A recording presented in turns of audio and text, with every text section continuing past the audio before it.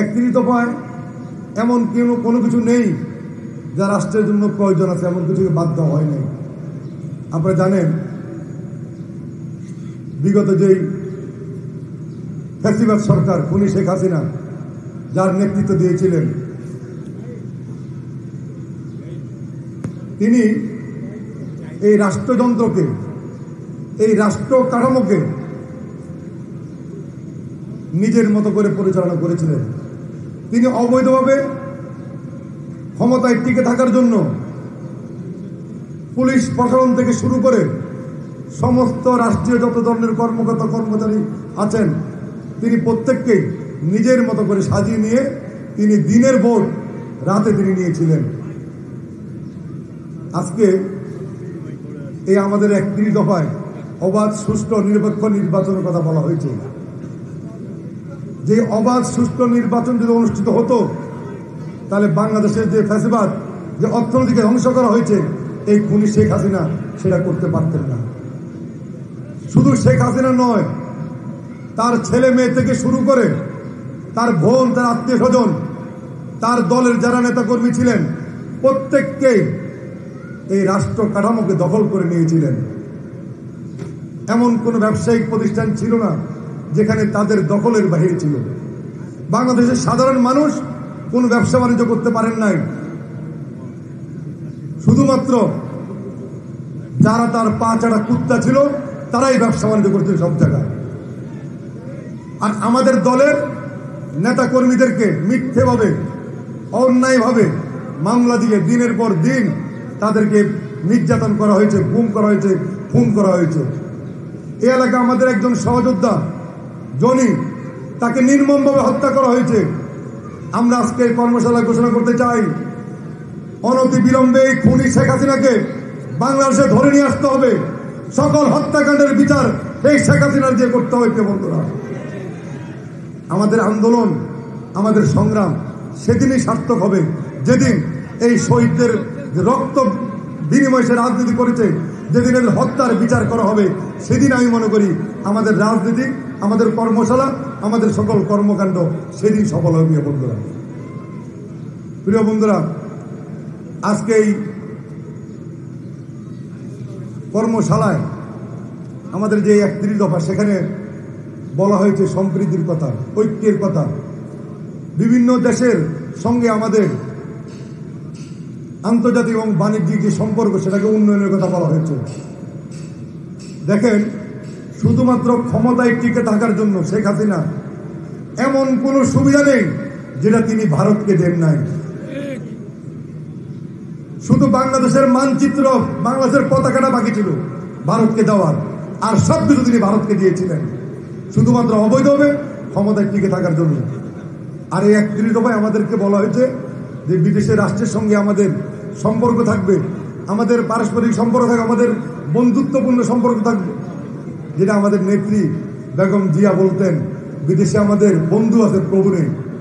তাই আমরা বলতে চাই, এই 31 দফার আলোকে যারা আমাদের বন্ধু দেশ, তাদেরকে অনুরোধ করব, বন্ধু হিসাবে থাকেন, আমাদের উপর চেপে আমাদের প্রভুত্ব নেওয়ার জন্য চেষ্টা করবেন না।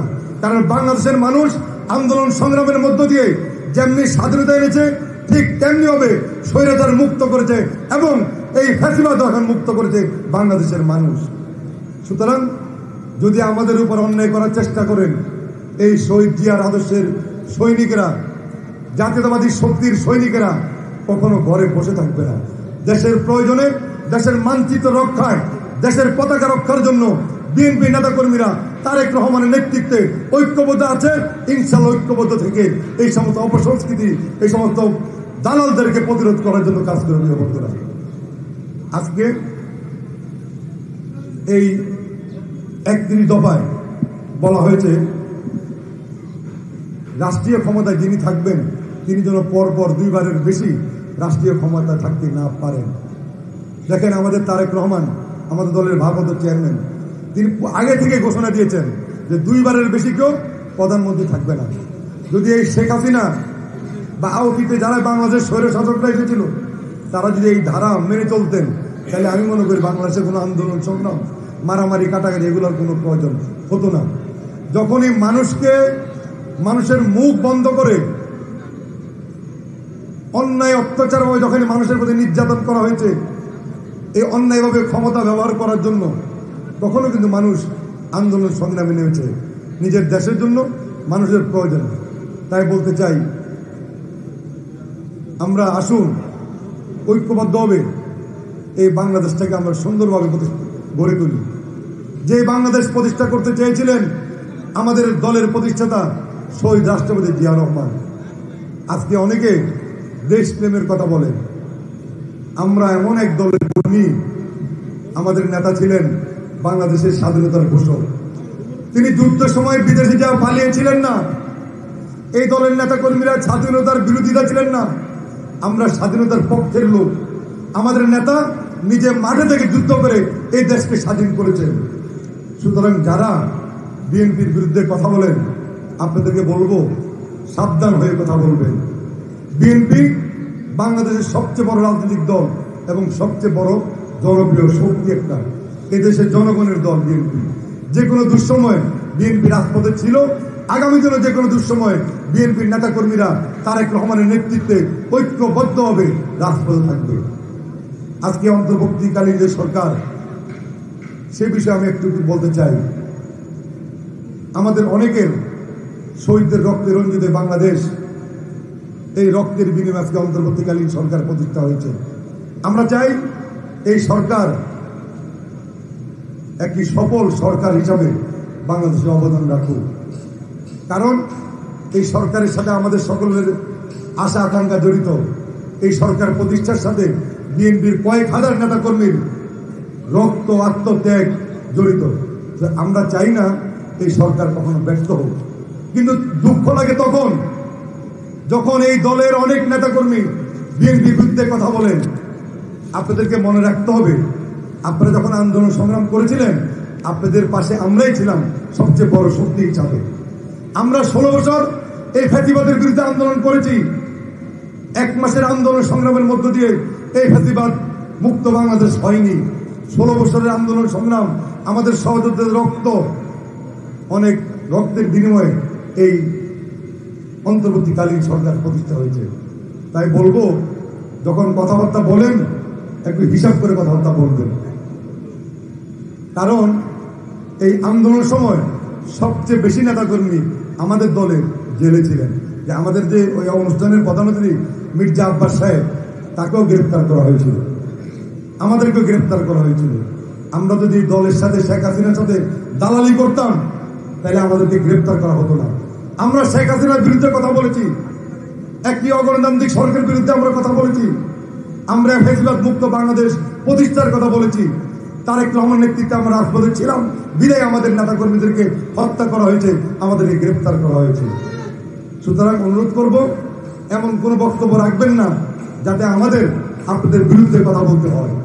আমরা চাই আপনারা সফলভাবে দেশ পরিচালনা করুন এবং একটি সুষ্ঠু নির্বাচনের মাধ্যমে একটি গণতান্ত্রিক সরকারের কাছে এই রাষ্ট্র ক্ষমতা অর্পণ করে আপনারা আপনাদের জায়গায় চলে যাবেন। এদেশের মানুষ যাকে চাবে, যাকে পছন্দ করবেন, যাকে ভালোবাসবেন, তাকে ভোট দিয়ে নির্বাচিত করবেন। কারণ এই নির্বাচনের জন্য আমরা অনেক আন্দোলন সংগ্রাম করেছি। আজকে আপনারা দেশ পরিচালনা করছেন, এইসব বিষয়ে আপনাদেরকে নজর দেওয়া উচিত। আবার কিছু কিছু দল মুখে ধর্মের কথা বলে, এই 16 বছরে তারা কোথায় ছিল? তারা আন্দোলন সংগ্রাম করেনি, তারা তাদের সাথে সরকারের সাথে আপোষ করেছিল। তাদের কত নেতাকর্মী গ্রেপ্তার হয়েছে, আমাদের লক্ষ লক্ষ নেতাকর্মী জেলখানায় গিয়েছেন। তাই প্রিয় বন্ধুরা, আজকে আর বক্তব্য দীর্ঘায়িত করবো না, শুধু একটি কথা বলবো, আসুন তারেক রহমানের নেতৃত্বে একটি সুন্দর বাংলাদেশ প্রতিষ্ঠা করে আমরা দেশের মানুষকে আমরা উপহার দিব। আর আমাদের দলে যারা আছেন, অনুরোধ করব, এমন কোনো কাজ করবেন না যাতে আপনাদের বিরুদ্ধে আমাদের কথা বলতে হয়, আপনাদেরকে দল থেকে বহিষ্কার করতে হয়। সুন্দর বাংলাদেশ প্রতিষ্ঠা করি, সকল অন্যায় অত্যাচার হাত থেকে এই এলাকার মানুষ, মহানগরীর মানুষকে আমরা রক্ষা করি। সেটাই হবে আজকে কর্মশালায় আমাদের প্রতিজ্ঞা। সেই পথে আজকের মতো বিদায় নিচ্ছি। খোদা হাফেজ। বাংলাদেশ জিন্দাবাদ। শহীদ অমর হোক। দেশ নেতা বেগম খালেদা জিয়া জিন্দাবাদ।